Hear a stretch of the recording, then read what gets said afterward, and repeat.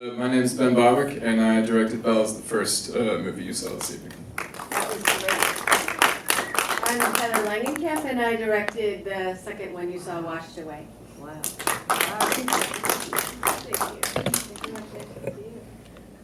you. Maybe you guys could start by telling us the inspiration for the films. Yeah, absolutely. Bells was actually inspired by my own behavior as a child. When I was a little kid, I was convinced that my doorknob would turn into a face while I was sleeping. And I was absolutely sure of that, but I had no interest in seeing it myself. So every night I would cover up the doorknob with a sock so that I wouldn't have to see it turn into a face.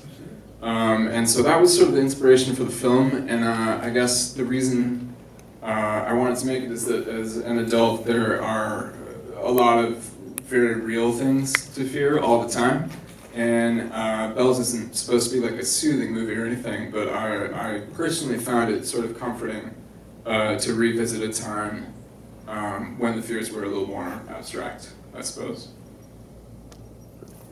My inspiration also went back to my childhood. I loved a story that involved a man or a woman who picks up a hitchhiker on the side of the road and delivers them to their destination.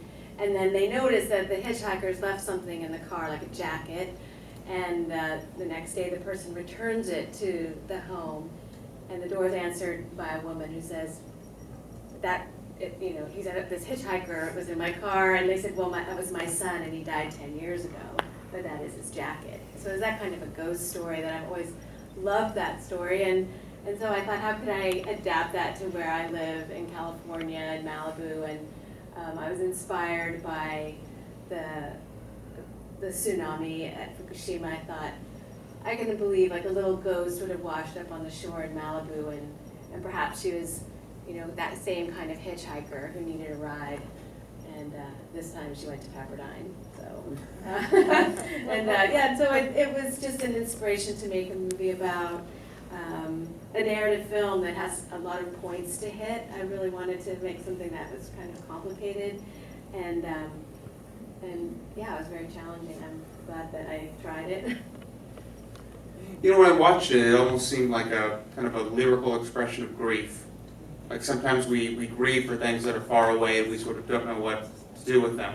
I don't know if that is... Yeah, I was inspired to actually make the movie because my son died of glioblastoma multiforme about a year and a half ago. And I wanted to express a feeling that I hope that when we die that there's someone there for us to greet us when we die. So that was also kind of the second idea that I wanted to incorporate in the film, and it was really ironic to see the final film tonight where they mention that word, and to me it has such a heavy connotation. But yeah, I really think that a lot of movies try to attack philosophical ideas, and it's really tough. I mean, I have to say it's very hard because we're so used to seeing horror and like getting the scary part, and understanding the horror and the violence, and a lot of the films that I've been part of in my life have to do with that kind of violence. But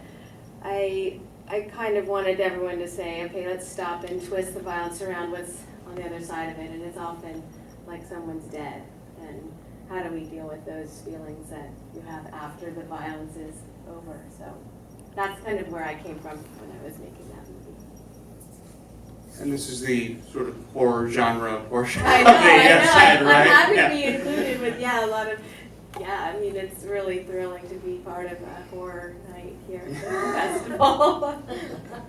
How did horror as a genre allow you to tell your story, or did you even think of it in those terms? Oh, yeah, absolutely. I'm absolutely a horror person, through and through. Yeah, this is sort of my calling. I'm a little starstruck at the moment, obviously.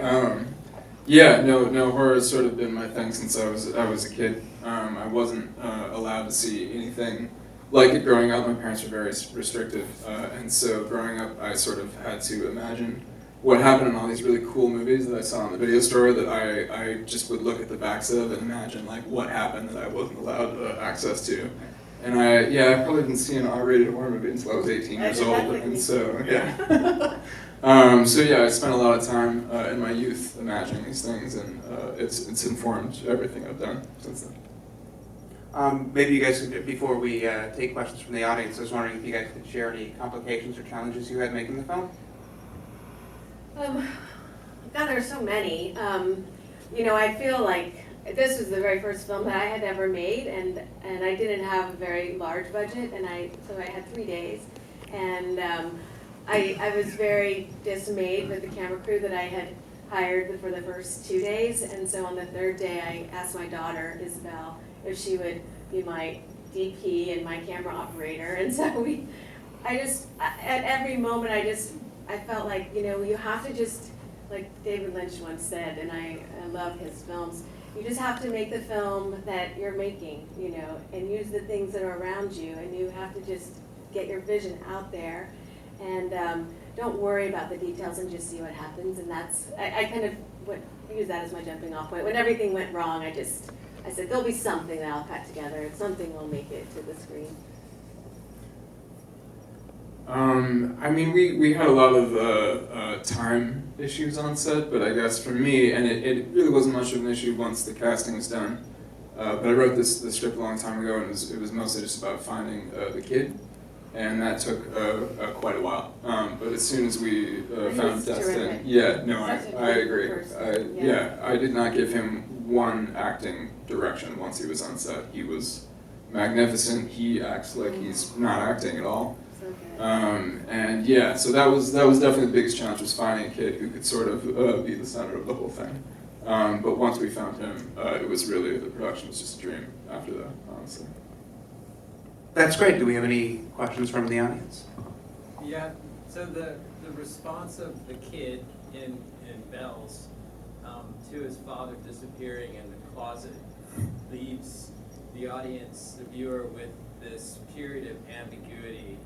And then he opens the closet, and there's no gore, there's no blood, and there's no, it's almost that it happened before, he's used to it, he's putting the bell on the door. So, how did you decide to have his reaction be so nonplussed and sort of stoic? Was there any debate that maybe his reaction would be a little bit more, oh shit, Dad's gone?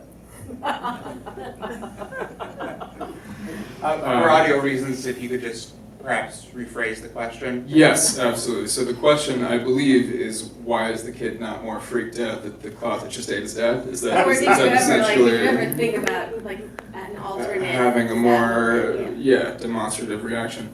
I honestly no, I didn't. I don't know quite how to explain it, but the boy knows so thoroughly of the possibility of the monster that confirming its existence is almost a peaceful experience. Obviously his dad disappearing is not, but knowing for sure that he was right to put the bells on the door is almost enough to allow him to go back to sleep.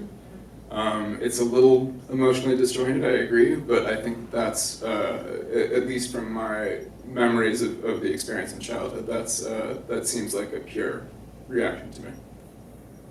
I hope that helps. Yeah. Do we have any other questions? Okay, great. Thank you. Maybe you guys can tell us, for a number of films, this is the first place, this is the premiere.